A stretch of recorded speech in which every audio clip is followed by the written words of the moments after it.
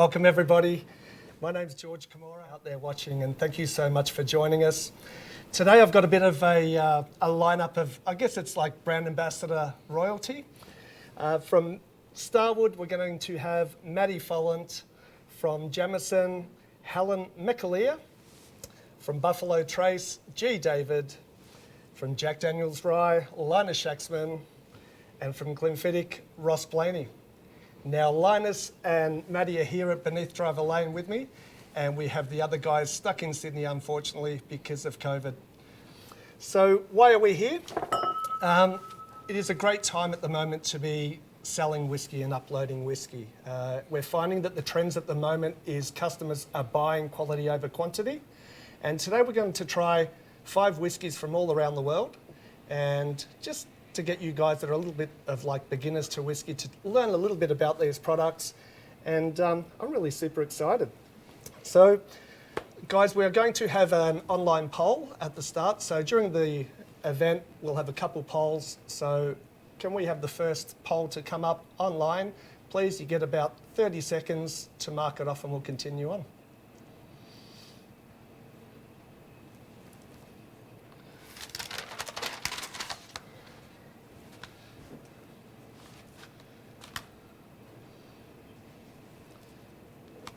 And for that poll, we have what is your level of whiskey knowledge and what whiskey region is your favourite? I can't actually answer that because I'm going to be a bit biased. We'll try everything today. Too much choice.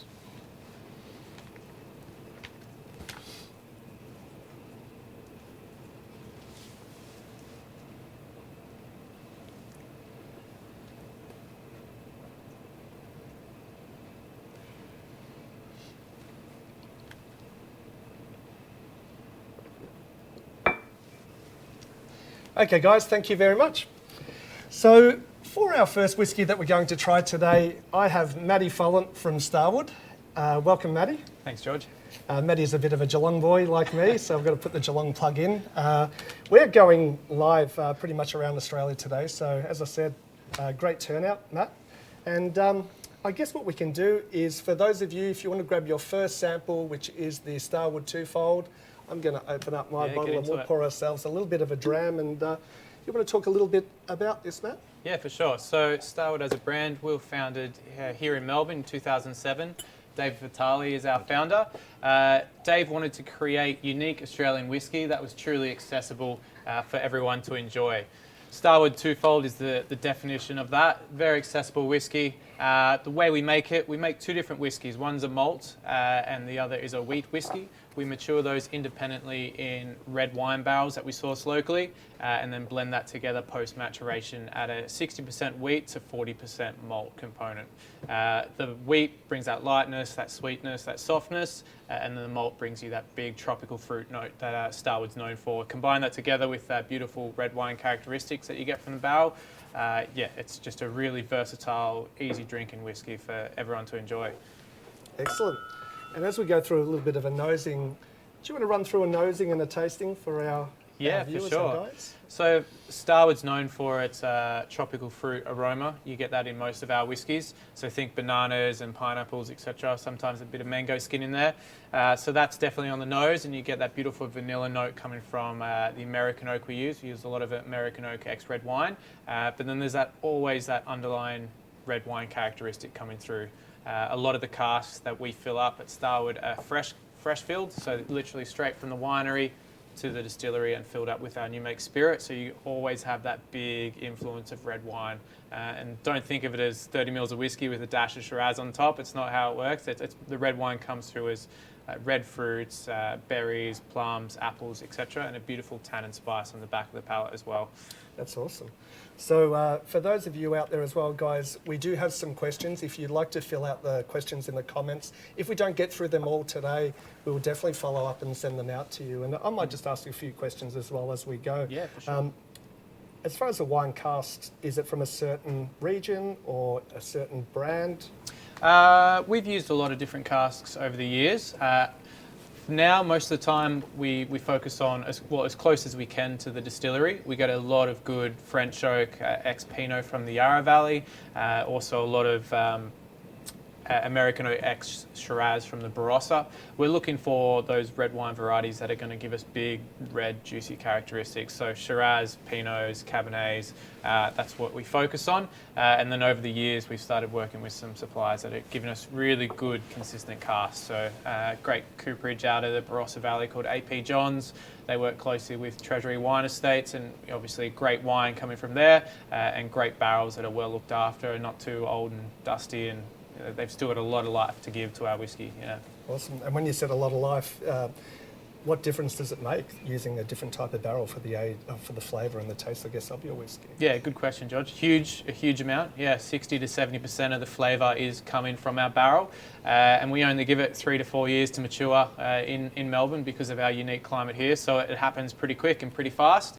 And different types of oaks will give different flavour to your whiskey. So American oak will give you those vanillas and coconut flavour, whereas the French oak is more of that winter spice and back palate spice you get. But then also what's previously been in the barrel has a massive effect, and that's accentuated when you are filling a fresh cask as well. You're not just scraping out the inside and doing a shave, toast and rechar.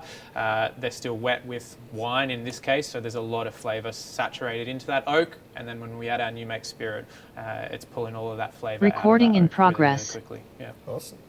And now you said that it's single malt and grain whiskey. Yep. Is there a reason why it's two different? Or? Yeah, we want to make a whiskey that's accessible in both price point, but also in flavour. As I love big, full-bodied single malt whiskies, as we have a few here, or one here with Glenfiddich. However, for those entering the category or drinking whiskey for the first time, sometimes a single malt can be a bit too punchy. So that wheat allows us to have a really versatile whiskey and bring that lightness and that sweetness there as well. Yeah. That's awesome. And I think from a venue owner's point of view too, sometimes when you have something that is at a really great price, it can allow us to use it as our ale pour and use it in our cocktails and stuff like that That's too. the dream. So that's awesome. Also, Aussie spirits at the moment. Now, I'm not sure how many distilleries there are. I think I read something the other day. There's something like 3,000 just different gins in Australia at the moment. Doesn't surprise me at all. It's great, and we love getting on board with everything Australian. All the other guys from the other brands are probably saying, hey, you've got to drink our products too. But are you finding that the trends are that people are drinking a lot more Australian now, or what's on trend? Yeah, definitely. COVID's definitely accentuated that and sped that up, but also people are wanting new and exciting and different. We're a new world whiskey distillery. We love the old world and the traditional ways of making whiskey, as a lot of these brands have been doing for hundreds of years. However, we want to push the boundary of what whiskey can be, and especially in Australia, sort of redefine and rediscover what Australian whiskey is. We don't want to make Australian Scotch or Australian bourbon. We want to, educate people and show people what Australian whiskey is. So yeah, definitely people are looking local, but they're wanting something different, something to talk about and to share with friends. Yeah, awesome. So running through the tasting, what should I be picking up? Let's have a bit of a taste. On the nose, as you said, I can definitely get those tropical fruits. I get a little bit of banana there. Yeah, for sure. That's coming from our malt. Yeah, getting a lot of that high ester fruit forward. We use a brewer's yeast when we ferment, and that gives us that really nice banana note in our spirit profile. So you definitely get that. And then the grains coming through, sweet malt, nice sort of sweetness from the wheat as well. And then you're getting that wine coming through as those red berries, almost like a strawberry shortcake on the nose. Yeah, really quite light and easy. What do you think, Linus? You're sitting here coming from you're presenting American whiskey. Are you a fan? Absolutely. It's a local distillery. It's a great distillery. You're spot on right. That tropical fruit's absolutely there for sure. And that's kind of like almost like your trademark. Yeah. Banana fruit. It's great. It's light. It's accessible. It's easy to drink. It's a absolute cracker. Yeah. It's kind of funny having both of you next to me. I get that similar banana. And you're going to say that, yeah. Yeah. Jack Daniels. Jack Daniels, now, yeah. Is that the yeast? Is it obviously the grains from different parts of the world? Is it just a coincidence? And in the case of Jack Daniels, we use a live yeast, so it's actually definitely from our yeast. I'm not too sure about you guys, but there's definitely a similarity there for sure. Yeah, for sure. It comes from our yeast as well. The brewer's yeast we use is like a European wheat beer style yeast. And so like if you ever drunk a Hefeweizen, you're getting those banana tropical fruit notes. Very similar vibe to that, yeah. Yeah, awesome. For those of you that are with us, don't be scared if you don't get banana or tropical fruits. I remember when I first started tasting whiskey, I'd be listening to what the guys are saying. I'm going, yeah, it just tastes like whiskey to me. We're all different. There's no right, there's no wrong. However, I find with Starwood, banana's one of the main things that I get there. So, Sure. as far as serving suggestions go, I saw twofold and tonic, of all things. Yeah, whiskey and tonic, a bit of a curveball there. Those big wine characteristics that we get from our maturation process allows us to have a versatile whiskey and make whiskey that pairs perfectly with tonic water. It's almost like a nice little aperitif if you've ever had like a aromatized wine and tonic or vermouth and tonic, similar vibe to that. Yeah, slice of grapefruit and it's good to go. Yeah. That's awesome. And you mentioned before about the climate. Yep. How much does the climate make a difference then? You're saying that Melbourne's pretty, like I know we have 4 seasons in one day. Yeah. So that consistently varying climate that we get in both Australia seasonally, but then smaller to that, Melbourne daily from those 4 seasons in one day has a massive effect on the speed of the maturation. So every time the cask heats up, the pores in that oak will open up and the whiskey will dive in. And when it cools down, it contracts and forces the whiskey out and pulls colour, flavour, texture, maturity, etc. So the more variation you get, the quicker the maturation process is. So for Melbourne, we say it's about 1 Melbourne year is 3 Scottish years in terms of maturation, just because of our dynamic climate that we get here. Yeah. Awesome. So 1 in 3. Angel share. Yeah. Do you want to explain a little bit about angel share? Because we've got some other distilleries that have massive angel share as well. Yeah. So for us, we on average about 4 to 5% a year evaporation, depending on the size of your cask. So we do lose volume in the barrel, unfortunately. But on average, about 4 or 5% a year across all of our barrels. If we're using a 50 or 100 litre cask, that can get close to double digits pretty quickly. Another reason why we don't mature it for more than 4 years, because we won't have much left at the end of the day. But yeah, it does have a massive effect when it comes to maturity and how long we let it sit for. It kind of sounds crazy, the fact that you go out, get a still, make some whiskey, put it into, or some new make, put it into a barrel, and then 10 years down the track, half of it's gone already. Yeah. That's a sacrifice we're willing to make. Yeah. That's awesome. That's great. I think I'm pretty good for questions. Is there anything else you want to tell us about Starwood? I'm a massive fan. Is there anything new coming? We always have new stuff down the line. We have a range called the Projects, and that's all pretty limited stuff, one-off. As I said, we're a new world whiskey, so we have fun. We do little experiments here, there, and everywhere, whether that's a ginger beer cask or a tawny cask. We're always releasing a few things that I can't speak of anything coming up, unfortunately. I'll get a little slap on the wrist, but yeah, we do have some cool stuff in the pipeline. And you're back open now, aren't you? Because you were closed for a while, didn't renovations? Yeah, so we upgraded last year, so it wasn't just COVID that shut us down. We were renovating for about six months. New mezzanine floor in the distillery, new 7,000 litre wash still, and yeah, lots of other infrastructure there to double our capacity of production, which is really exciting. So yeah, obviously looking to grow a lot more over the next 5 to 10 years. Yeah. That's awesome. And as far as growth goes, like I can remember going to Essendon Fields when it first opened. Yeah, there weren't a lot of barrels in the warehouse. How much has it grown? Yeah, massively. Obviously started in Essendon Fields. Yeah. Released our first whiskey in 2013. 2016 we moved to Port Melbourne, our home now. Yeah, it's grown pretty significantly. We've got a second warehouse out in Brooklyn as well that we're starting to fill up now. It's just barrel space. If you come down to the distillery in Port Melbourne, you'll see that we are at capacity in terms of space for barrels, so we need to start filling up more. But yeah, we're growing. Amazing. And it's fun to try and keep up. That's great. And for our customers and all the guys online at the moment, how accessible are you? Can they come down to the warehouse? Because unfortunately you're about the only one we can go to. I'd love to just walk into Jamison next week. Yeah. It was meant to be something I was going to do this year. Can they come and visit and have a look at the distillery? Yeah, for sure. So we're open Thursday to Sunday, midday to 10 p.m. So you're welcome to come in, have a few drinks, full bar there, 300-person bar, depending on restrictions. And yeah, tours and masterclasses operating all those days. Yeah. That's fantastic. Just make sure that you try it at Starwood. Come back to work and order through your boss on the venue, okay, through Paramount. Thank you so much. And you're going to hang around for a little while. And guys, we might have a poll. And the poll coming up is, have you tried Twofold and Tonic? I actually have, and I was pretty surprised. Yeah. It's great. It's great for a good change too, so especially this time of year.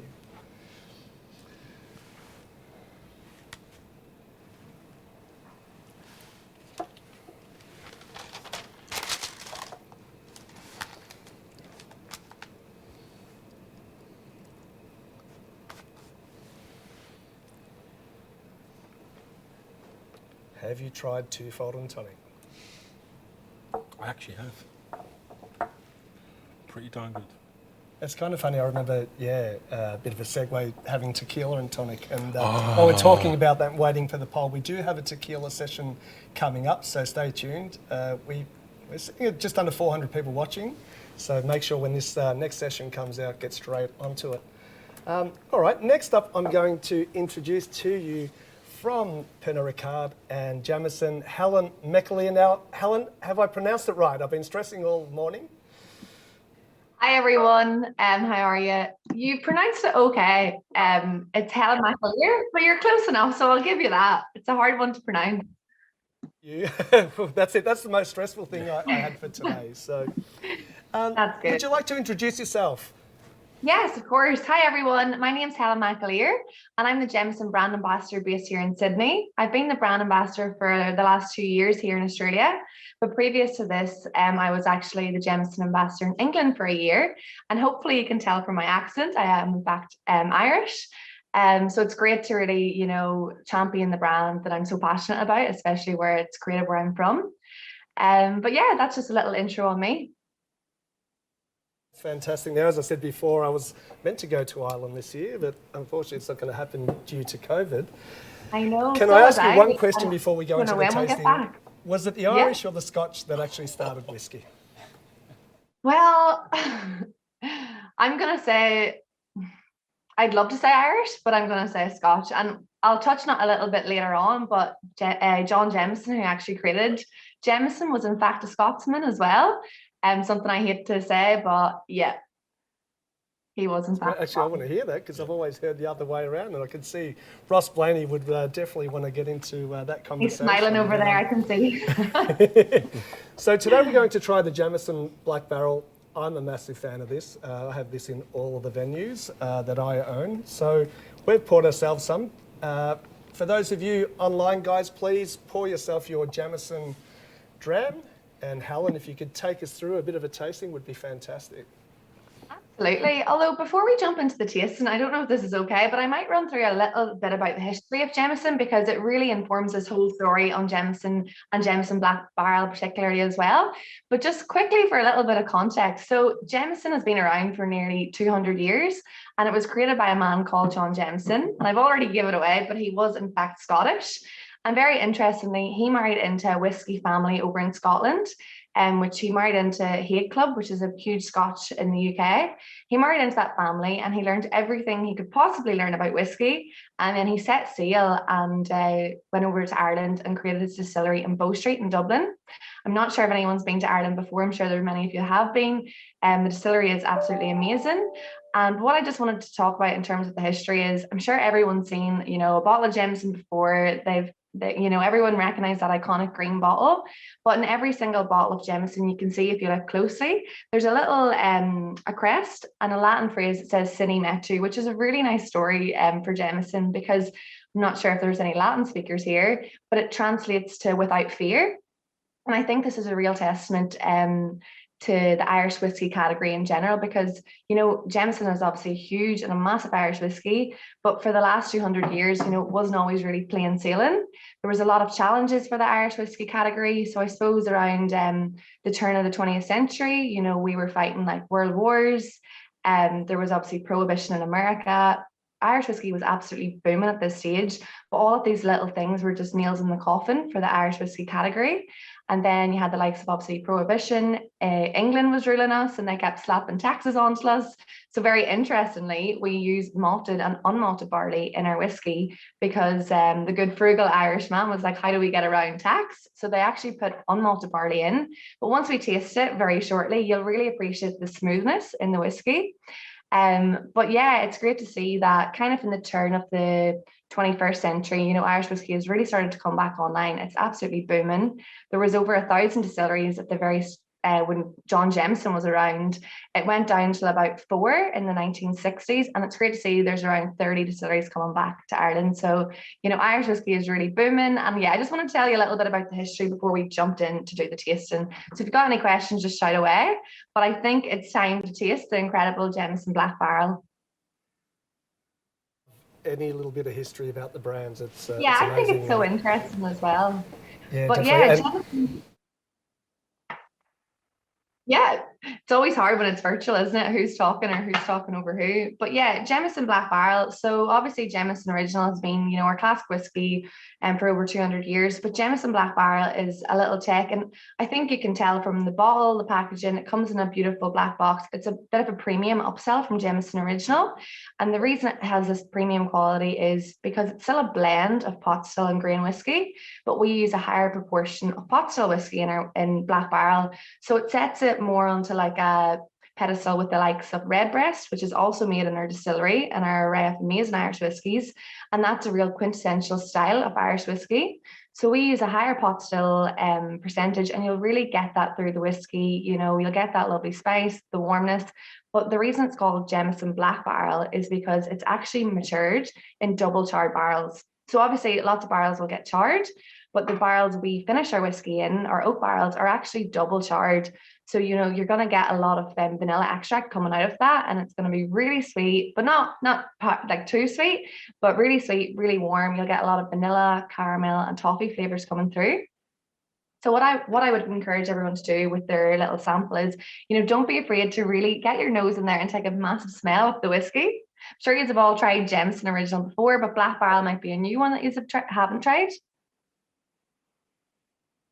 So I just think that smells incredible. Like, you can really get that vanilla coming through. There's a little bit of spice, kind of like what Matt was saying. I can get a little bit of banana and tropical flavors coming through in the Jameson Black Barrel as well. a bit of nuttiness as well. Yeah, and this is a thing, like it's open to anybody. You can really, whatever you get from it, it's, you know, up to interpretation. But yeah, that kind of nuttiness from the pot still, the spice, but lovely tropical and sweet flavors as well. And then if you take a sip, like something I always encourage as well when you're tasting whiskey is, a lot of people might not see Jameson as a sipping, you know, premium style whiskey, but just I would encourage all to leave it on your tongue for a few seconds and really appreciate that triple distilled, the smoothness, the sweetness, and that double charring coming through with those amazing tastes of like butterscotch, caramel. When I taste Black Barrel, I nearly think it's like, do you know Werther's Original that your granny used to give you when you used to go visit her? That's what Black Barrel tastes like. It's just incredible. I absolutely agree. Is it aged as well in sherry casks, or is it just all Yeah, yeah. American? So Jameson Original and Jameson Black Barrel, they're both aged in bourbon and sherry, but then it's just the finish that it's in double charred oak barrels. That's finished, roughly. Yeah, so it's matured for around 9 to 12 years, but with most of the Jameson bar the likes of 18, we don't really shout and scream about how long we mature our whiskey for. And then it's finished in those double char barrels for anywhere between 6 months to a year. Awesome. And I know it's very common in Ireland. Why triple distillation? Triple distillation, it's just the magic number of 3, all good things coming through. No, I think, you know, they obviously tried a variety of ways, and they've just found that triple distillation, you know, it doesn't take too much out of the whiskey, but it still contributes to that lovely smooth taste that you get and those lovely flavors coming through. The grain whiskey and the pot still, do you blend them together and put them in the barrels, or do you age them separately and then blend together? So we would usually put them separately and then blend together after. And even the likes of the grain whiskey, it's usually aged in the likes of the sherry, and then our pot still in bourbon, because the flavour profiles are more in sync with those 2 types of wood, which is really interesting as well. That's awesome. And I think it's exciting times for Irish whiskey at the moment. I think we've gone from 4 to about over 30 distilleries in the last few years, 20 years, which is great. Yeah, it's absolutely incredible. And even another interesting fact, if any history buffs are out there, is that, you know, when the Irish whiskey category was falling apart, there was only 4 distilleries left on the island of Ireland in the 70s. And Jameson actually merged with Powers, which is an incredible Irish whiskey as well, and Cork Distillers. And those three distilleries merging together, and Jameson moved from Dublin down to Cork, in the southwest of Ireland. Like, for three big, massive competitors to come together and merge to really save Irish whiskey. And they decided to obviously champion Jameson. It was such a great move back then, 50, 60 years ago. That's obviously reaping the rewards now. As you know, every bar has Jameson Original, but a huge internal mission that we want is for every bar to have Jameson Original and Black Barrel sitting beside it, because it deserves a place. It's an incredible whiskey, and I hope you can all agree with that as well.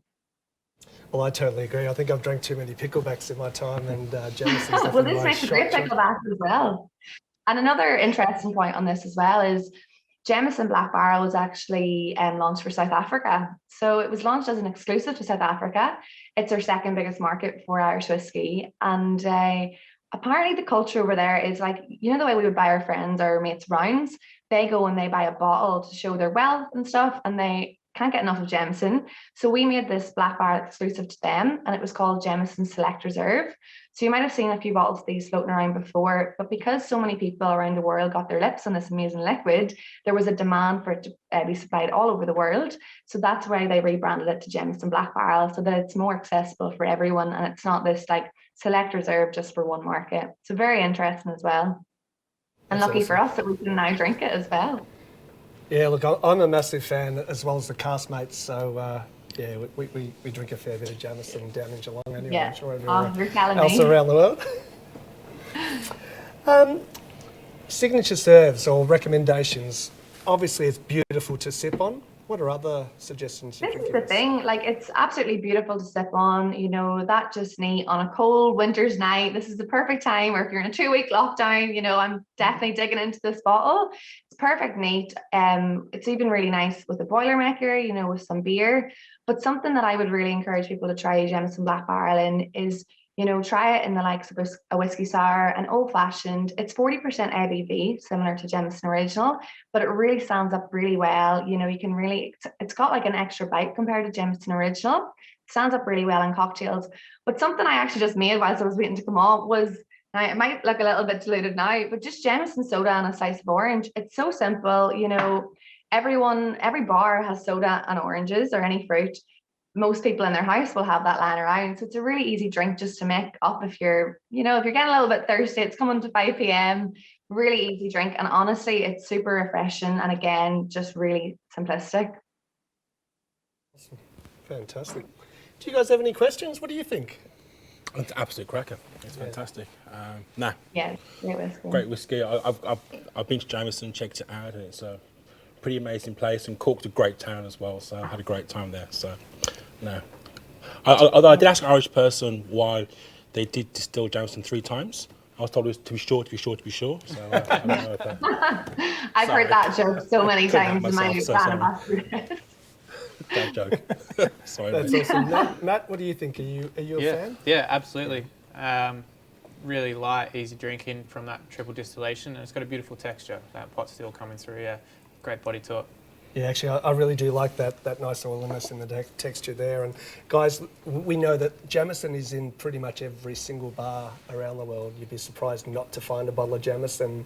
And as I said, for your perfect upsell now, we're finding at the venues down, you know, in Geelong and Ballarat that I own, that we can't go to Jameson, we can't go to Jack Daniels or Glenfiddich, so we're spending money here. Don't be scared, don't be shy to upsell to these brands, because the trend is definitely there. We're finding it, the cost per head has gone up remarkably.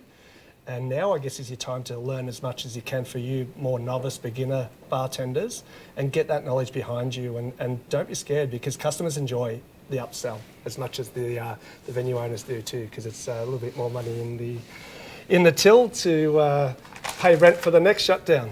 Hopefully not. Gosh.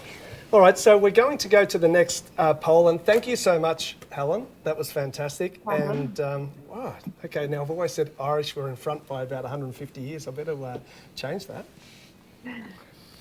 So on our poll, we have, how do you like to drink Jameson Black Barrel? Have you had one with a pickleback? I'm going to have to try that. I haven't. It's too nice. I normally just drink it neat. with many Jameson originals. Yeah. Yeah. I'm Absolutely. probably the only geeky barker who doesn't like picklebacks. I'm so sorry. It looks so good. I just don't like pickles. It's kind of funny.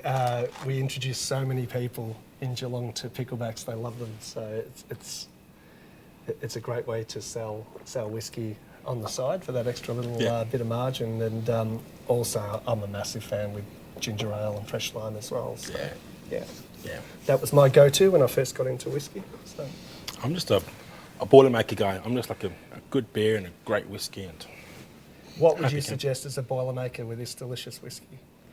with Jameson's, Yeah. probably a little bit lighter. Just a nice pale ale, some nice light that'll help play with the notes you get in Jameson, those vanilla and caramel Scotch notes. So something light and easy, and yeah. 100%. You love for sure. Boilermakers? Yeah, I'm a for massive sure. fan. Yeah. I love with Starward anything with that banana note. So I love like a wheat beer, a Starward, especially the Solera. You get a lot of that banana, but yeah, with Jameson something crisp, clean, even just a nice little draft. Yeah. A really nice Pilsner, I'd say. Yeah. Or, it would be great. Looking as well, thirsty so. now. I don't know what they got on tap here. We might have to order one soon. But yeah, look, guys, don't be scared to try. Beer and whiskey is fantastic together. Your Boilermaker, and it's just another great way to introduce your customers to drinking more whiskey. Because the more whiskey that gets drank, it's better for the category and better for everyone. It makes us really happy, as you can see. All right, so our poll is all done. So I'm going to hand over next to Mr. G. David, I haven't seen you for a while. Look out. Welcome. Hey, George. I'm good, mate. Been a long time. Drinks. Thanks to Paramount, we can chat again. You like that plug? Absolutely. So Yeah, no, it's today great we're to going be to here. have you talk a little bit about bourbon, the category bourbon, and Buffalo Trace. And I've told a million customers it is what got me to start drinking bourbon many, many years ago. Would you like to introduce yourself, please? And we might, while I'm pouring, we can talk a little bit about Buffalo Trace, and I might have a few questions. I'd love to even know a little bit about the category of bourbon, if you can tell us some of the laws that are related to it, please. Yeah, sure, mate. Look, it's a big love affair for me. I've been in the start of my career a bartender for many, many years. And I was fortunate enough to be working in London when Buffalo Trace launched in 1999. So I feel like I've got the closed loop, full circle now, working with the brand here in Australia, which is a great story for me personally. But I've seen this brand grow and become the brand that it really belongs or affords to be in our sort of bartending community, which is really where its strength is. So my background with drinks, obviously from bartending, all sorts of different aspects in the hospo world, has brought me to the wonderful sunny shores of Australia. And I get now to head up the training department at South Trade. And we look after a wonderful portfolio of spirits. But of course, my sort of shining light in that portfolio is our American whiskey selection, and Buffalo Trace is at the heart of that. So look, it's my pleasure to represent that here, and I'm not sure if we're looking at talking to people that have already experienced the wonders of Buffalo Trace. Hopefully a lot of you have. If some haven't, then I don't know what you've been doing for the last 20 years, but it's time to catch up. So quick thing about bourbon and Buffalo Trace. The history of Buffalo Trace dates back to the 1770s, which is an enormous history and something that we're very proud of, because we've got this continuous production that has gone through world wars and prohibition and everything else. You know, we were one of the licensed distilleries to continue production through prohibition, which is a fantastic story, because at the time, you know, during prohibition, you couldn't sell alcohol or make it or import it and distribute it, that sort of thing. So when you had a specific license granted, it was a medicinal license, which was beautiful to think that, you know, if you were sick in Kentucky in those days, you were able to go to the doctors and get a prescription for what was then a pint of whiskey, right? So I don't know about current pandemic and lockdowns, but I'm sure there was a lot of sick people in Kentucky during Prohibition, that's for sure. The ideal thing about that for us in terms of our history is that when, you know, repeal came around in 1933, we were in a great position to actually sell some aged whiskey because we were continually producing, which kind of gave us a bit of a springboard into the whole kind of success that we've now been able to afford. So with our history dating back to then, we've always been that kind of the pioneers of bourbon and American whiskey. We've always looked to push boundaries. Our master distillers are, you know, some of the most incredible names dating back from the E.H. Taylors, the George T. Staggs and Blantons and those kind of guys. Right up to today, we're in the hands of Harlan Wheatley, who's just an incredible visionary and someone who's spearheading what the future looks like for Buffalo Trace. So that's exciting. In terms of our regulations, I know you mentioned that, George, just to kind of touch on those sort of things. Basically, you know, if you remember your ABCs, then you know about bourbon. So A is America. We have to make bourbon in America. We have to use brand new charred oak barrels. That's significant because, you know, it's a one-time use, which is like, you know, music to the ears of all the other whiskey producers around the world because they get all the barrels of bourbon. And C is about corn. So when we talk about bourbon, it's really all about a majority of a corn in that, what we like to call a mash bill. It's the recipe of grains. And there's a couple other things on from that, which is a little bit technical, but I think we'll stick with the romance of the spirit first, right? And like what I find is great now compared to, let's say, you know, 20 years ago when I started drinking is the amount of great bourbons and American whiskies that we have now.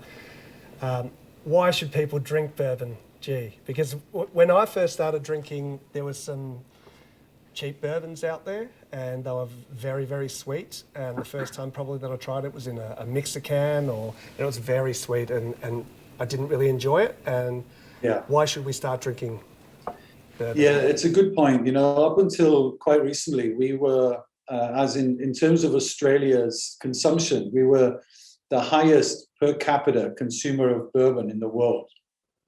And the majority of those numbers were coming out because of the amount of RTDs that we enjoy in this country. And predominantly that was driven by one or two major brands, which, you know, kind of put bourbon on the map in Australia. And they did so in such a powerful way that even today, you know, we are faced with the idea of trying to help consumers understand that there is a world of bourbon outside of those, you know, two or three major brands. So whilst we support the whole category, we still have to try and expand and make sure that people are allowed to, you know, make decisions. What we've seen recently is a great shift and a movement into that sort of premiumization, and the categories expanded. So lots and lots of brands have come into Australia now where, you know, we can pick and choose, we can experience different flavors and tastes, because I think from a whiskey point of view, across the board, I mean, I love my Scotch and Irish and every other whiskey producer that comes across my desk. I love experimenting. But in terms of American whiskey, you know, we really rely on a couple of key factors to make sure that our flavor profiles vary, and that's all about aging and selection. Those two things, I think, are critical to every producer. Certainly at Buffalo Trace, where we make our spirit, we make basically, you know, 4 different spirit bases, and from there we make an abundance of different whiskeys, which are categorized in sort of 2 of those key elements: aging and selection. So the reason I think why we should be encouraging people to drink more bourbon is there's so much variety in that category. And, you know, from products like Buffalo Trace and Eagle Rare into some of the antique collections where you get cask strength bourbon, which really is a game changer for even your kind of your staunch Scotch whiskey fan. It can really turn heads. So I think as a category, it's really a fun place to be.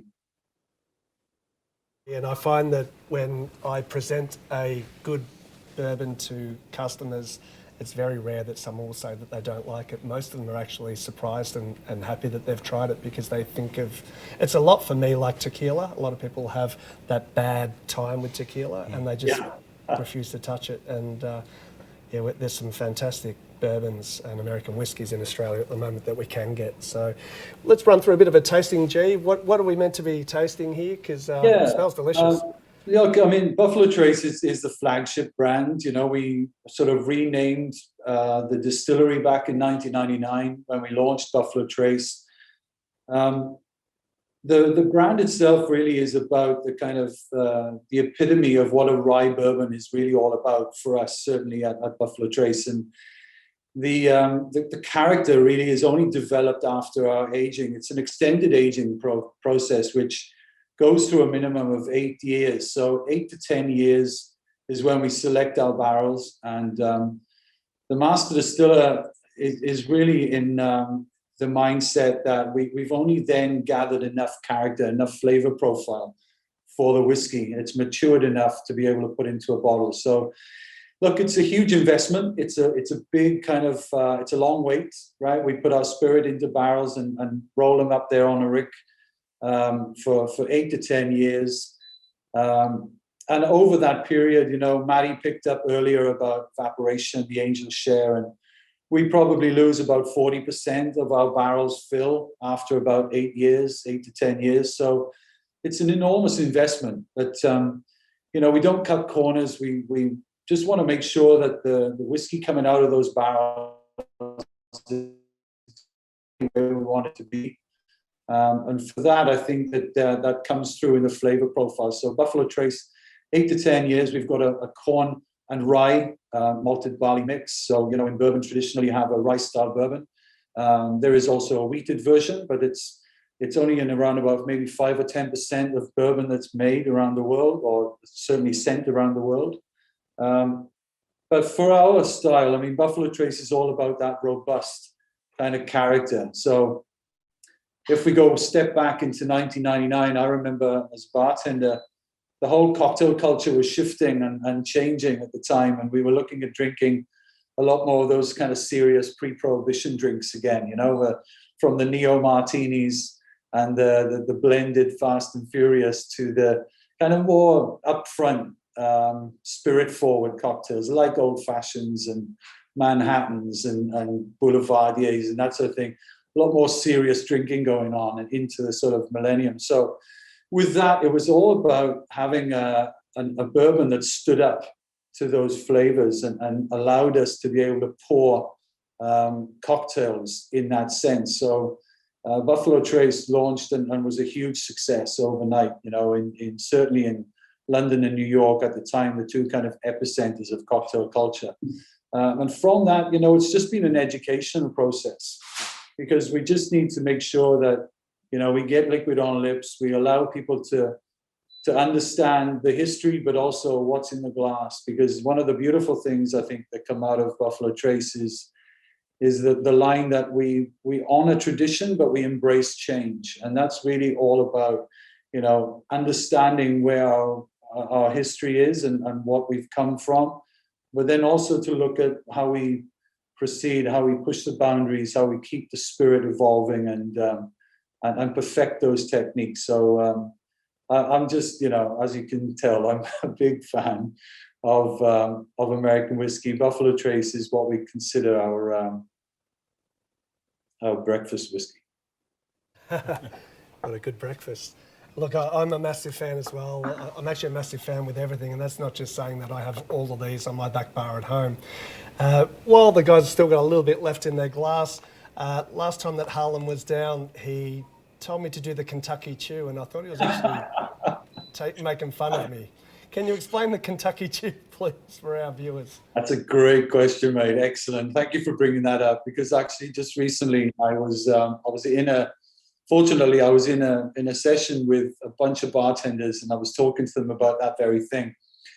And so for everyone online at the moment, when you do get a chance to visit Kentucky and any of the distilleries there, you'll find that when you go to a barrel room and you pop open a barrel and you get to taste some of that whiskey straight out of the barrel, the warehouseman, the distiller, the blender, whoever it might be that's in your company, will taste that whiskey, and immediately they'll start slapping their chops, like as if they're chewing, right? And initially I just thought that it was down to bad dental treatment. I don't know, many people didn't have much teeth or anything like that. But of course, it is a cultural thing. It's called the Kentucky Chew. So when you do experience your whiskey and you taste, that flavor washes over your palate. And of course, your saliva glands go crazy, right? They want to create all these flavors in your mouth. And so you naturally want to chew that flavor, which is a great idea when it comes to Kentucky whiskey. It's the Kentucky Chew. So that's pretty much what it's all about. It's accentuating the flavors in your mouth that you can get all that caramel and toffee and vanilla and spice and leather and all sorts of stone fruits and things like that, which is it's a beautiful way to experience the whiskey. Yeah, it definitely works. So for those of you at home, feel free to do it. I just wouldn't suggest that you do it on a first Tinder date or anything like that. Because, I don't think you'll end too well. The next time I visit every bar that somebody's online, I want to see people going, yeah, check this out. This is the Kentucky Chew. We need to do a hashtag Kentucky Chew, I think, and or Let's get a TikTok follow. or whatever else they're doing. Kentucky Chews would be fun. Yeah. That's great. Yeah, Look, I think you've covered pretty much everything, the bourbon laws. Just a little bit about the climate. I was in Kentucky for about 5 minutes and it was hot as hell there.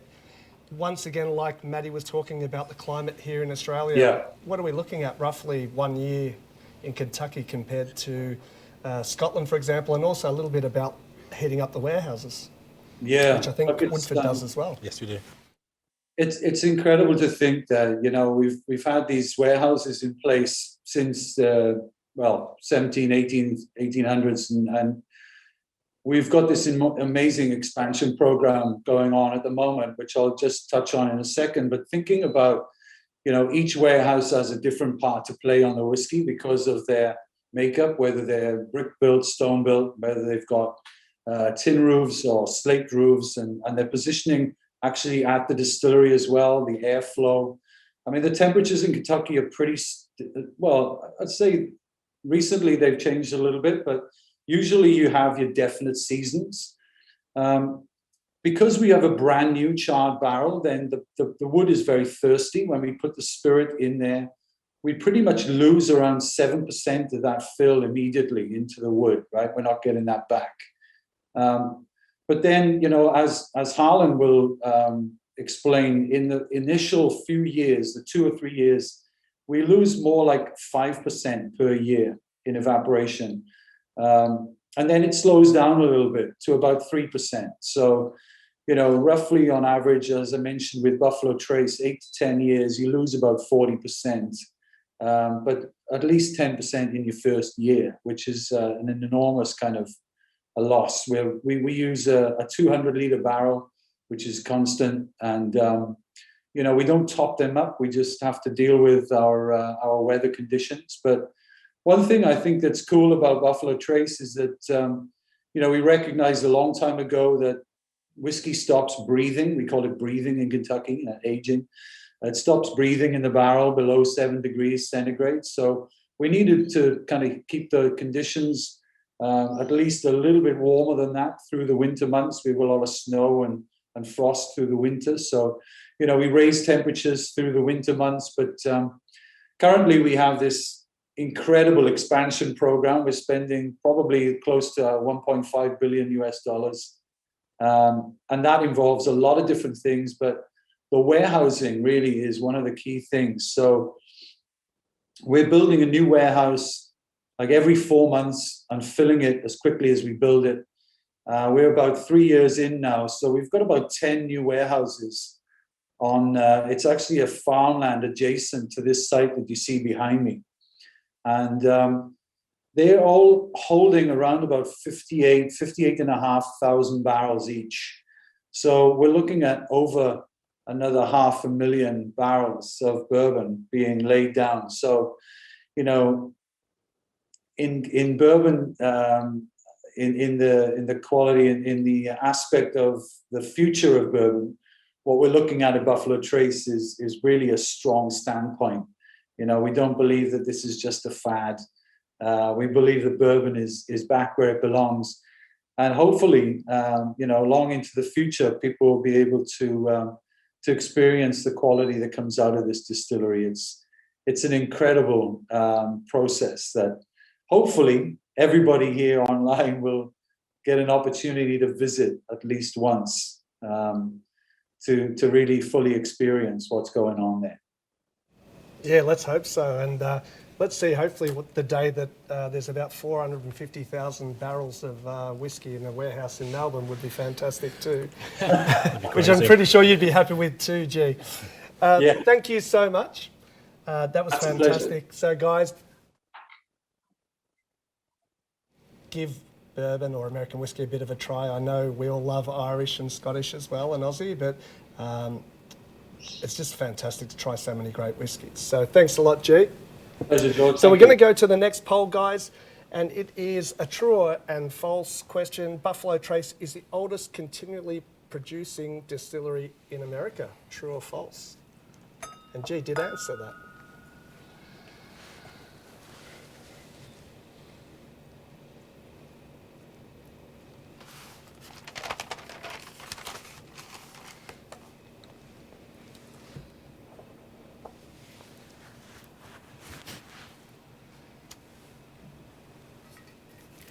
Well, next.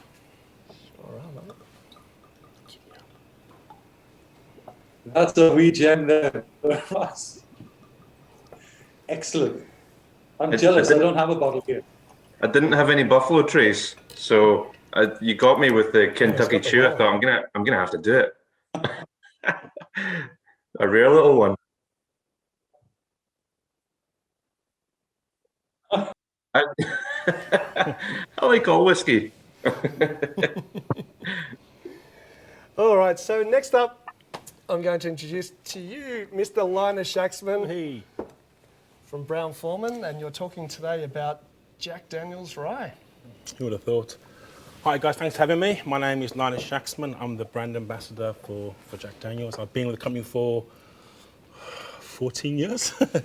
But you know, it's great beers, good, great people. Why would you leave? We're going to chat about Jack Daniel's Rye. I might chat about Jack Daniel's first to sort of set a bit of a scene, then we'll dive into Jack Rye and the Rye category. Obviously, you know, Jack Daniel's was a real person. I know it sounds quite obvious, but he was a real person. He was born in Lynchburg, Tennessee, sometime in September 1850. At the age of 13, he went to work for nearby for a guy called Dan Cool, and he started making whiskey with a guy called Uncle Nearest, Nathan Green, who was a free black slave, and started making the whiskey. 3 years later, he went back to Lynchburg, Tennessee, to a place called Cave Spring Hollow. Started making his own whiskey, Jack Daniel's. Won a very prestigious fair, which put him on the world scene. And unfortunately, he died quite young. You've probably heard it from mostly from Helen, because the guys. You know, whiskey went through a pretty tough time during Prohibition, but obviously we weathered the storm. We came back making Jack Daniel's. And then in 1943, we actually went to Congress and we actually campaigned to not be called a bourbon. Because at the time, bourbon wasn't that good at the time. Obviously, bourbon was great now. Back in the 1930s and 40s, it wasn't that great. And we actually got declared that we were a Tennessee whiskey. So just building on what was said before, obviously a Tennessee whiskey, we adhere to all of the bourbon laws. Absolutely, you know, the ABCs, as we were saying before. We just do an extra step. After it's distilled and before it goes into a barrel, it gets charcoal mellowed. It goes through 10 feet of sweet charcoal, removes conjugates, esters, impurities. You get a lighter, softer whiskey as a result. So technically, a Tennessee whiskey is a straight bourbon distilled and aged in Tennessee that's charcoal mellowed. And you know, Jack Daniel's is what it is. It's a staple of most bars, and you know, but it's that charcoal mellowing that makes us different. We're chatting about rye, though, aren't we? Because rye is in. Rye is back, and I think Helen was saying before that for the 70s and the 80s, like whiskey I think all whiskey was hurting. Scotch, Irish, American, and none more so than rye. After Prohibition, rye never came back. It didn't. It was known as like a gangster spirit. It was a poor person spirit, and a bit of a spike in the 60s with that whole madman era. But then it just died. Along came vodka. Disco killed whiskey and made vodka queen of spirits, and vodka's important, but we're trying to whiskey today. And I saw this really great stat in 2007. There were 49 9-litre cases sold of rye in America.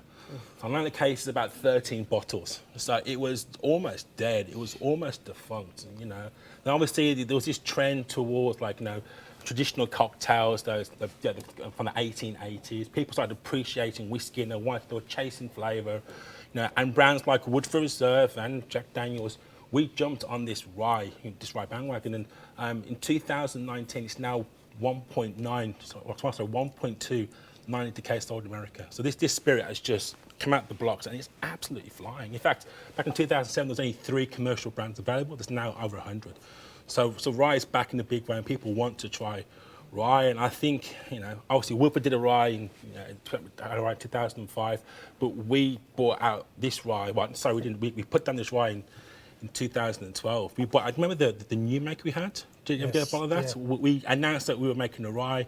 We brought out a Jack Daniels rye new make, and we changed our mash bill. I mean, Jack has done a few things over the years, but we've never ever changed our mash bill. And the mash bill of Jack Daniels is 80 corn to 8 rye to 12 malted barley. That's our mash bill. We're pretty open, honest about it.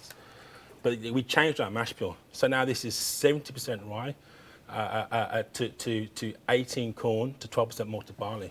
So it was just a game changer. And us, I think, making a rye just gave the rye category a little bit of, it was real. It wasn't a fad. It wasn't just a train past in the night. It actually was. It was a real deal, and it was here to stay. So, yeah, really exciting times. Yeah, look, I can remember probably 10, 12 years ago where you would literally, it was probably harder to get a bottle of Rittenhouse rye than it was Pappy Van Winkle. It was just so hard to get. And now we've gone from having probably about 3 ryes on the back bar when we opened 18th Amendment to close to 30, 40. Crazy. It's massive. And so as we go through the tasting of the rye, what are we expecting to find? I get spice. Can you explain a little bit about why it's spicy? Yeah, so let's chat about the grains. You got to chat about the grains first. So obviously, normally bourbon, it's at least 51% corn, as we were saying before. So bourbon, just think sweet, think buttery, think creamy. Then you've got your wheat, that's that nice, sort of cake, sort of sweetness. And then you've got your barley, which is just moving forward. You get those nice tropical notes from barley as well. And you've got rye. Rye is just, think light spice, think cinnamon, think cardamom seeds, think mint, think chocolate. So it's quite a spicy sort of grain. So just on the rye laws, now the same laws as bourbon, just 51% rye as opposed to 51% corn in the mash bill. But everything else is exactly the same. So the AB, it's like AB, I guess, rye, R for rye. But obviously, like any whiskey, first thing I do is just look at it. And one thing about rye and bourbon, it's the honest spirit. It's just whiskey and water. So there's no caramel or burnt sugar or, it's just whiskey water. And you see it's nice and thick and it's quite viscous. Those beautiful legs, those pearls on the side of the glass. And as Helen was saying before, just give it a smell. And I tend to open my mouth. This is a higher ABV, 45% ABV. You need the higher ABV to give the rye a bit of backbone so the flavour will carry through. And again, on the nose, get that rye straight away. People say you get black pepper, maybe some cloves. You get a hint of the orchard fruit you're going to taste in the palate. You get a hint of caramel butterscotch from the barrels, but I'm getting that beautiful rye. It is quite a high rye content. It's kind of funny because for rye, mint is one of the main things that I pick up on a blind tasting, which is weird. I know. You're right. I always get in a whiskey. 100%. Yeah, I always get mint and a hint of obviously you get that cinnamon and cardamom, obviously, the black pepper for sure. I get a hint of cloves, that's just me. And just give it a taste. And when you give it a taste, like all whiskey, let it coat your front, your mid, your back palate, and it just slowly glide over your tongue.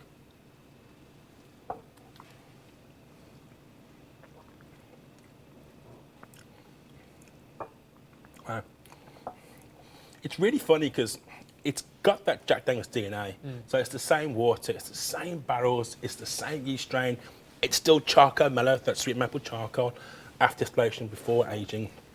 But all we've changed is just the mash bill content. So just heavy rye. So again, it actually tastes and smells. The spice is there. I get more of that green apple and pears, orchard fruit coming through.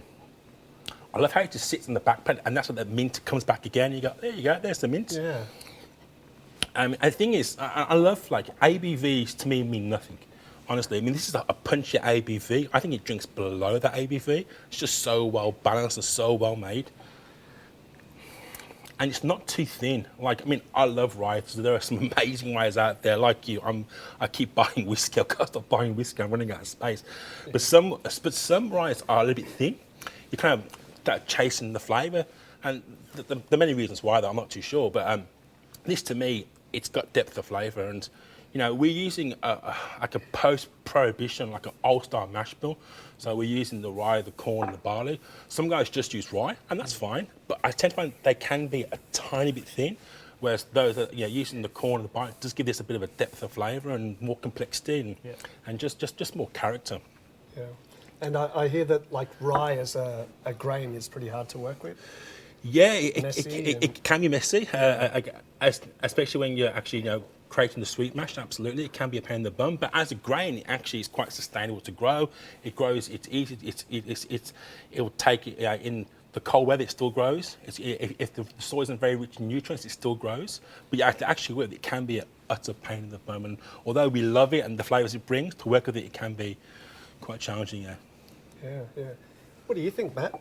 Yeah, I love Will we ever see a Starwood Oh, come on, rye. This is the time. Exclusive. Tell us all. When's the first Starwood rye? Not that I know of. Yeah, the new make stays consistent. But we're always open to experimenting. So maybe down the line, never say never. But yeah, I love Jack Daniel's rye. Like that mint comes through like perfect mint juleps. Yeah, it's summertime. Like, super refreshing. Yeah. Cool. It's funny because people are now mixing with rye, and we know it started in bars like this. People were using it for those old style cocktails, but I mean, even at home, we're saying before, Boilermakers. So last night I was actually practicing for today. So I was drinking Guinness, I was drinking Jack Daniel's rye, and it went really well together, just quietly. Again, I was working really hard last night. I hope you appreciate the sacrifice that I make for you guys. But even like I said before, rye and dry. It's actually Rye July next month. So we're celebrating July with rye and just rye and dry, good quality dry, big glass, heaps of ice, squeeze of fresh lime, absolutely perfect. Or even this highballs are back. You were saying before, just whiskey, heaps of ice, tall glass, soda water, some citrus, absolutely great. I've not tried with tonic water, but you've inspired me to go home again, start working again, try with tonic water and some grapefruits. The classic cocktails, the Sazerac, the Bouvardiers, like they're back. It's got the backbone to stand up to those spirit-forward cocktails. And you know what? It's going to sound sweet, a Mai Tai. We call it a rye Tai. It sounds crazy, but it works. It works so well. Some pineapple, some orgeat, some bits of bitters, some fresh lime, of a crushed ice. It's a lot of fun, but really, really tasty. So it's a really versatile spirit. But I said us jumping into the right category was a big deal. I think it was a great thing we've done. It has got the Jack DNA. I get a hint of banana there. Maybe it's psychosomatic, I'm not too sure, but I always get a hint of banana there. Yeah, it's definitely there, but it's just complex and just well made and tip top. That's great. And I like that it is a little bit higher in ABV. I found my latest cocktail that I'm drinking at the moment is a Black Manhattan, where I'll use Jack Rye and then have Averna instead of a sweet vermouth. And I find that if I use something that's a bit lower ABV, it's not sort of coming through enough. But that's great dedication. I hear Ross Blaney's been practicing for the last 10 years for today, drinking every single day. So, there's a bit of commitment between all of you. It's called brand loyalty. It's called training, dedication. Well, yeah, it's training. Exactly. We've got to. Like, I know, I got a bottle sent to me recently. You've got something new at Jack Daniel's you want to talk about before I hand over to the great man? Obviously, it's a little bit off topic. We have got the Jack Daniel's apples coming out. It's a whiskey liqueur, 35% ABV, using real apples in the actual syrup. It's gone nuts. It's gone crazy. It's not quite here yet, so I'm almost scared to mention it because we're getting hammered for supply at the moment. But it's just on the corner. Yeah, it's an absolute cracker, and I again had to play with cocktails the other day. I made some cocktails, and it stands up in cocktails really, really well. Although the kids might have it straight, I'm more of a sipping kind of guy. But it's here. I think it's out next month, and you'll see obviously in Paramount and bottle shops, and it is an absolute cracker. It's really I've got a bottle at home. It's pretty good. I bought a bottle back from Tennessee and had it at Manhattan Bar, and it ran out straight away, and I thought it was the only one, and then I saw it's coming out now, so I'm a bit disappointed. Although it lasted about a week. Thank you so much, Linus. Anytime, brother. While we talk about our next poll goal, guys, is how do you how do you drink Jack Daniels or Jack Daniels Rye? The poll's coming up right now. Let us know. I must admit that Jack Daniels is my go-to soda if I'm going out, because I just can't drink straight spirits all night. I get too tanked and I need something else with it. It's my little guilty pleasure. And I was super excited when the Rye came out. It's fantastic. And once again, I've got a bottle at home. So, Did you get the new make when it came out in 2012? I did, yes. Yeah, I'm down at 0.3. I got the Rested Rye in 2014. That was the 2-year-old version, the one-off. Obviously, this came out in 2016. So, unfortunately, back then I didn't really know what I was doing. So, I didn't appreciate it. Like I did. I had it now. So, it takes time, guys. You got to keep at it. Yeah. The more you drink and the more you get your palate ready. I can remember years ago I asked a fellow by the name of Tim Phillips for a little bit of mentorship, and he said, I haven't got time, George, but just drink a lot and just get that palate right. And I'm not saying go out and get blind every night, but honestly, the more spirits that you try and that, you will get better, and which is a perfect segue to someone who's probably drank millions of spirits. Live from Sydney, Mr. Ross Blaney. Hello, George, how you doing? Hi, everyone else. Thank you. I feel like I'm getting a bad rap here for just drinking loads. It's only because you're in Sydney and you can't hit me. Well, fair enough. That is true. And I am now stuck in my house with a decent selection. So, I'll probably get through a little bit of it in the next couple of weeks. Fantastic. So would you like to introduce yourself, please, while I pour the guys some Glenfiddich 12? Yeah, sure. Yeah, no problem. I'll pour myself one as well, actually, maybe. Now that I've got the reputation for drinking, I might as well actually do it. My name's Ross Blaney. I'm the brand ambassador for Glenfiddich and also the Balvenie, which is sitting behind me here. I've been working in whiskey really since I was old enough to, since I was 18, 19, starting working in pubs. And a bit more recently, I've been looking after Balvenie for the last almost 5 years now. And in the last year, took over Glenfiddich as well. So it's great to have these two incredible Speyside single malts to work with, both with quite different personalities. I kind of look at them as personalities and different great whiskies. But yeah, I've just always loved whiskey. I think for me, it always was about the stories behind the whiskey. It was like, where did they come from? Who was making them? Reading the back of the label back when I was 18, 19, getting into whiskey. I didn't really have any other way of learning about whiskey, but it was literally just like, picking up the bottle, reading the label, looking at the tube, reading all that stuff. And I was just amazed looking at all the different single malts, how different they all were. And it was a different person that made them. So yeah, I've just always been really interested in that. And now there's plenty of stories around Glenfiddich for me to tell, which is quite nice. Yeah, no, that's fantastic. And I definitely suggest that. I used to tell staff many years ago that if it's quiet, start cleaning down, the bottles on the back bar. But read the bottles. There's so much information on there that you can pass on to customers. And just for your own knowledge, there is so much information on them. So there is so much. I mean, even the Glenfiddich bottle itself, like there's the stag and the V underneath it. So Glenfiddich, even the name Glenfiddich being Glen is a Scottish word for valley, Fiddick being deer. And then if you didn't know that, but just up above it, you've got the V, which is essentially the valley, which is in the bottle shape. And then we've got our stag, our 12-point stag, which is known as a monarch of the Glen, which is in there. So there's in all sorts of bottles, there's all these little telltale signs of the story behind it.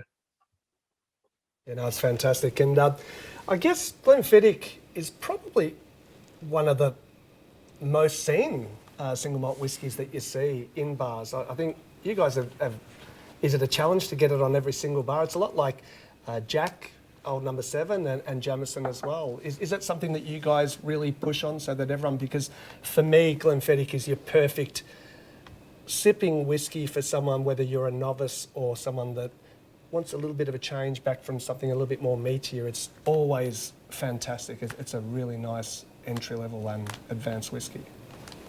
Yeah, I think you're right. It kind of sits in between those things. I mean, Glenfiddich's been around for a long time. It will be 134 years this year, so 1887.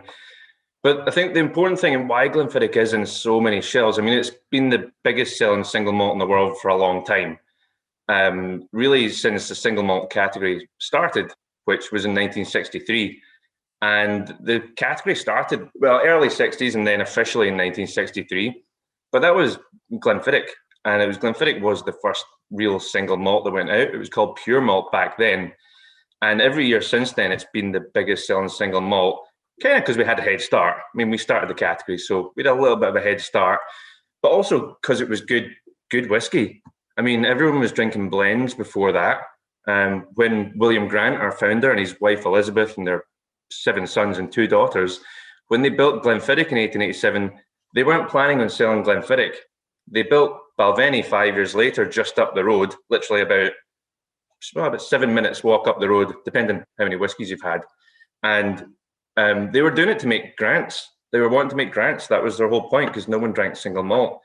But eventually, when it got to the early 60s, the Grant family, who's still in the company now, they were looking at Glenfiddich and they were thinking, well, this whiskey's great on its own anyway. Like, why don't we just sell this whiskey as Glenfiddich and put Glenfiddich on the label and say this is just a pure malt whiskey made from 100% malted barley, just from our distillery. And I think a lot of people thought they were kind of crazy. They thought it was a kind of weird thing to do, but they believed in their whiskey. So when they decided to go out there and market it as a pure malt, as it was back then, it was really popular and it was good whiskey. And it's now, I mean, the whiskey we're drinking today is essentially the same whiskey as we made back then. That's kind of why it is in most bars. And the thing I've probably enjoyed most about since I started doing Glenfiddich as well as Balvenie is that so many people come up to me and they say, oh, I've got this great memory around Glenfiddich. You know, a taxi driver I was in with one day said that he didn't even know I worked for Glenfiddich, but he said that when his brother got married, they bought a bottle of Glenfiddich 12 and they drank half of it. And not all at once, obviously, responsible service of alcohol and all that stuff. But they kept the other half for when he got married. And then when we told him we worked for Glenfiddich, he was almost quite emotional to meet someone from Glenfiddich. So it's quite nice. It's been around and it's been so readily available that it's been part of a lot of people's memories, which is really nice. Yeah, look, I'm glad that they did that. So can you just you touched on about blended whiskey. What is the difference between a single malt whiskey and a blended whiskey? So really, when you're looking at blended whiskey, which is almost 90% of all whiskey that's sold in the world, or Scotch whiskey, sorry, blended whiskies will be usually roughly 50% made from a grain whiskey like wheat. And these are great whiskies. They're just slightly different style. They're slightly easier and less expensive to make in that style. So about 50% of that. And then the other 50% will be made up of a collection of different single malts. So it could be anywhere between 3 and 40, however many you want. So each master blender, like our master blender, Brian Kinsman, who's also the malt master of Glenfiddich, when he's making Grants, he's essentially trying to make the same product with Grants all the time, every year, consistent, tasty, easy to drink. And they've got these different ingredients. These single malts might change every year, but blends will be made up of all these different single malts being married together to create one consistent flavor and quite easy going flavor. Whereas when you get to single malt's more, well, it's 100% malted barley, what it's made from, and made from one distillery. So it's kind of like it's a product of a place and the people and everything else around it. It's like it's got this character of where you are. So we're based in Dufftown in the northeast of Scotland, and it's like a picture within the whiskey of like everything that's around there, from the air, the weather, the people, and everything else. So that's kind of the difference between the two of them. That's awesome. So as we go to nosing this whiskey, what do we look at? It's funny, I just had a bit of a a nose and I got honey for the first time ever. Yeah, I get honey. You guys get that? Yeah. Yeah, it's quite sweet. I mean, for the 12, the way that we make this one, we want it to be light and refreshing and fruity and sweet. This is the one that most people are going to have first, so we want to make sure it's absolutely incredible. You know, some people might skip past the 12 because they think, oh, that's only the 12-year-old. I want to try something older than that or better than that. But I mean, as with most distilleries everywhere, not just in Scotland, the one that's maybe the lowest age or the most affordable is sometimes one of the best ones, because that's what people are going to try first. So they're going to get it again. But we get that really nice sweetness. We age in both American oak ex-bourbon barrels and European oak ex-Oloroso sherry barrels. This one's about 85, 90% American oak. So that's where you get that nice kind of honey and vanilla, all these beautiful sweet flavors from the American oak. And then just a little touch of European oak flavor ex-Oloroso sherry barrels. So that's more like that kind of darker dried fruit and spice, like cinnamon, nutmeg. But this is just a little bit of that in there. So it's more about those fresh, fruity and like vanilla, honey, apple, pear, those kind of flavors. Yeah, I think it works brilliantly in cocktails too, having that pear and apple, especially in a highball. It's amazing. Yeah, it does. It blends itself so well to so many different drinks. I was thinking, as you were chatting to the other guys there, you know, like signature serves and things like that. And, you know, I love it just like that. But a couple that I've been playing around with recently, actually, you mentioned the Black Manhattan there, George. I have to try that. That sounds amazing. I've never had that before. Beautiful. If you want to learn how to make it, check out my Let's Talk Drinks channel. Wow, shameless. Boom, there's my shameful... Nice. You can give me that $20 later for leading you into that one. No, it's a great drink, and as I said, you know, it's very easy to get people to drink single malts, introducing them to Glenfiddich 12. So there are a few other different ones there, like the Winter Storm and stuff like that. What's your favourite? And let's not talk about high age statements because you've got the access to them. Is the 12 one of your go-tos? Or? Yeah, definitely. Yeah, without looking at the older whiskies, the 12 is such an easy go-to. It's like one that I would have while I'm thinking what else I'm going to have after it. But if I'm choosing my favourite, it's the 15, the Solera. The 15, it's just it's so good, and it's made in such an unusual way. I mean, it was made almost 20 odd years ago by our David Stewart, who was our malt master back then, who's now known as the Balvenie malt master, and he's 59th year with Balvenie this year. But he decided to create this Solera Reserve or Solera Vat, which is a big kind of 8,000 litre ton or barrel. And what he did back then is they would fill it up with 15-year-old single malt made from 3 different barrels. So we'd have ex-bourbon, ex-sherry, and then ex-bourbon that is finished in virgin oak, so brand new American oak. And they fill it up to the top, and then they'd leave it in there for 4 months, and then they only ever empty it halfway. So when they're doing a bottling, they empty it halfway and then fill it up with whiskies that match the same flavour profile. And the point of that was going back to the blends thing about consistency. It was trying to find a new way of being very consistent whiskey. So if you only ever half empty it, it can only change so much if you're filling it up with similar flavours. And it's just such a beautiful whiskey. It's rich and it's bold. It's quite different to the 12 actually when you just jump a couple of years up or 3 years up. But yeah, that's got to be my favourite.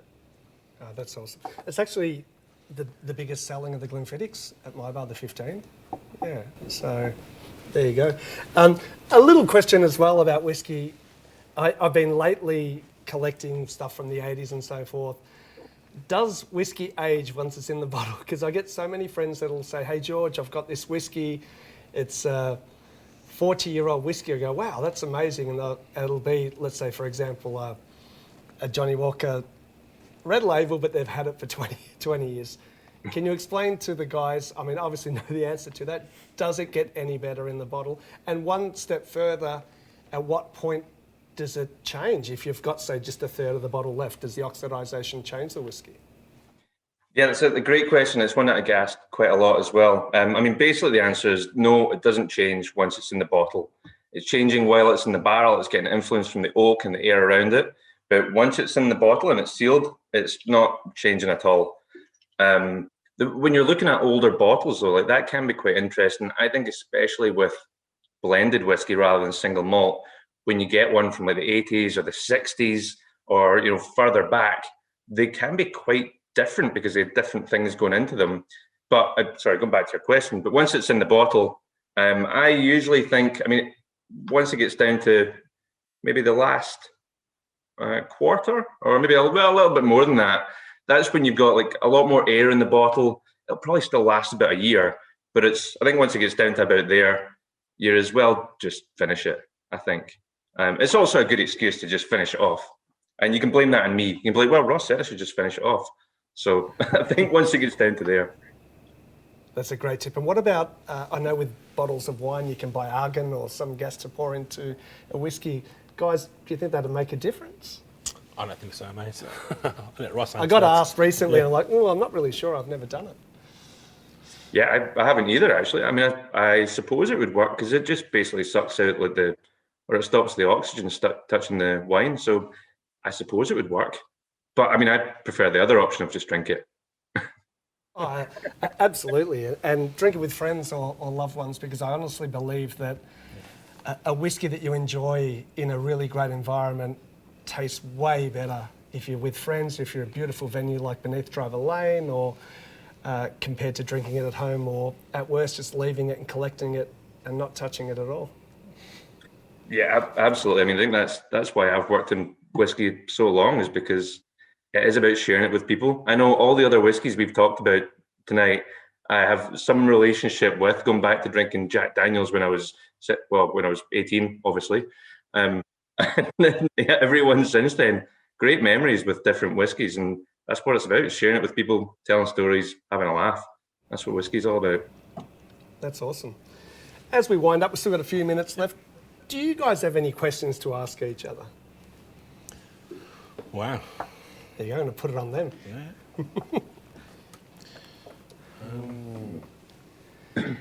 Can't think of any. I'm going to have a look here. We do have a question. What do you think about Brook Laddie and the stuff that's more contemporary whiskey distilleries are doing in Scottish whiskey? And that's probably an open question. We might actually go around. We might start with Matt. What do you think about the new whiskies come out? Obviously Brook Laddie's been around for a while. Yeah.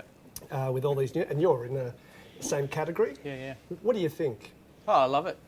Brook Laddie's a great distillery. I was lucky enough to visit a few years back, and they do some really cool things and breaking the norms of traditional whiskey, and pushing the boundaries, especially with that peated expression, the octomores and stuff. Like really just pushing the envelope. And it's cool. It's exciting. It gets people engaged, and more people drinking whiskey, the better. Yeah, no, look, I'm a massive fan too. Helen, I guess the same with Jameson. You've been around for a really long time. Do you find that these other distilleries that playing around doing finishing casks and so forth is what keeps Jameson evolving and doing new stuff? Yeah, I think so. I think, what's the term? A rising ship, or what is that term? A rising, yeah, it carries, it's all bringing into the Irish whiskey category, and some distilleries are doing fabulous things. There's a really interesting one I tasted recently. It was the Dubliners honeycomb liqueur. People are really changing it up and playing around. So I think that's amazing, really, and bringing more people into the category, which is great. Especially with Jameson, because I get to try it in a few other different ways, which is fantastic.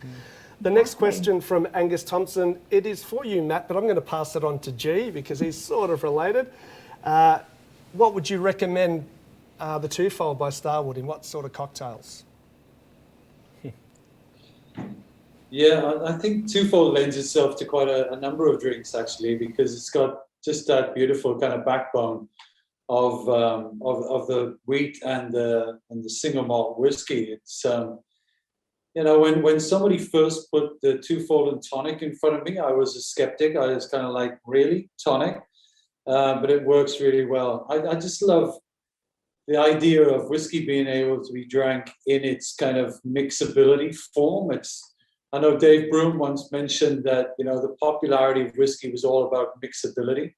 It wasn't about drinking it on its own. And we've kind of evolved into that idea where we can just sip and savor, which is a nice idea. But we've always got to keep an eye on the option or the produced kind of idea of mass marketing, mass consumption, because the majority of people will have like a highball or a mixed drink. My favorite with twofold is actually just a straight up sour, simple mix, nice big glug of twofold, a little bit of fresh lemon juice, balance it out with a bit of sugar, and it's beautiful. It just comes through really nicely in the bottom. If you guys available through Paramount, beautiful, and it works really well with Jameson. I haven't tried it with the Glenfiddich. I've tried it with the Jack Rye, the Jack Rye, the yuzu as well. Yeah, and it was, so set some lemon and lime. Cracker. It's beautiful. Got another question here from Jamie. Hey there, what was the name of the YouTube channel? Is someone taking the joke? Yeah. You mentioned we love some more George in my life. Yum yum, going down smoother than the Glenfiddich. Wow. Rightio, Jamie. Squeezeful blood. Thank you. Send me a number there, buddy. It's Let's Talk Drinks. Please add and subscribe. I'm brutal, aren't I? Outrageous. Right, look, we're nearly there. Are there any last questions? Guys, thank you so much for joining us. It's been amazing. Don't forget, for our viewers as well, we do have a tequila session coming up, and I think a gin one in the future. Amazing. It's been fantastic, and it's worked really well with the guys in Sydney as well. So, we're going to wrap it up. Yeah. The QR Thanks very much for having us, guys. Yeah, great stuff, George. Yeah, thanks for having us. Plancha. I think there's a... Okay, so on the tasting kit, guys, there is a QR code. Make sure that you use that. And thank you so much. Keep using Paramount, because they paid us all to do this, and it's the best place to buy your spirits from. We love them, don't we, Linus? Oh, yes. Absolutely. Thank you. You guys get paid for this? Yeah, in whiskey. Glenfiddich. Apparently you're sending it to me. I'm sure we can work it out. And once again, lucky last, thank you so much to Hamish and the guys here from Beneath Driver Lane. It's been a while since I've been here due to COVID. I might have to hang around. So thank you so much. Bye-bye, everyone. Thanks, guys. Maddie, Thank you very much. Linus, Cheers all. see you again Cheers, soon. guys. Cheers. Cheers. Stay well, stay safe.